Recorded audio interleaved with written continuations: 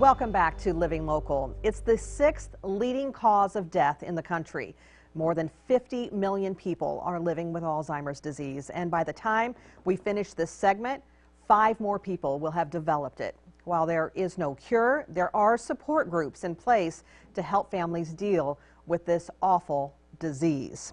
And joining us today in studio is Pedersen, Program Specialist for the Alzheimer's Association. Megan, thank you so much for coming by. Thanks for having me. So the pandemic has really been traumatic for people battling this disease and the families who care for these Alzheimer's patients just because of the lack of social interaction. But you're offering some help with an upcoming education series. Tell us a little bit about that. Yeah, so we are excited about this. We don't offer this program very often, and so we're going to do an online education series just for caregivers.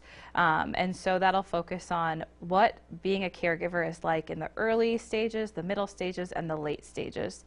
Then we'll talk about some important things like legal and financial, questions that might come up or things to put into place. And it's really just an opportunity to provide resources, bring people together to know that they're not alone, and connect them with others as well.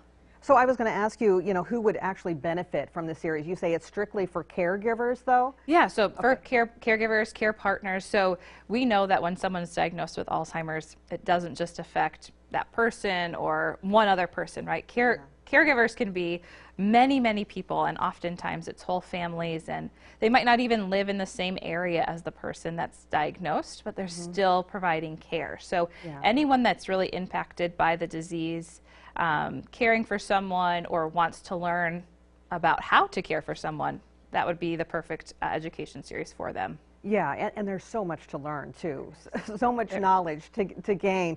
What can folks expect to learn from each one of these programs? Yeah, so each program will talk about some questions that might come up during each stage of the disease, some resources on how to create a plan moving forward. So like I mentioned before, legal and financial questions, or creating a care team of people who you can count on throughout the progress of the journey.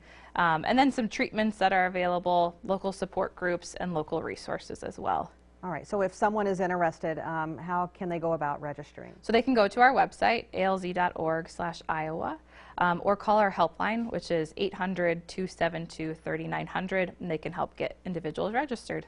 All right, so this upcoming series is just one way the Alzheimer's Association helps families and caregivers. What are some other resources available for those who are affected by this disease? Yeah, sure. So we have support groups that are happening locally.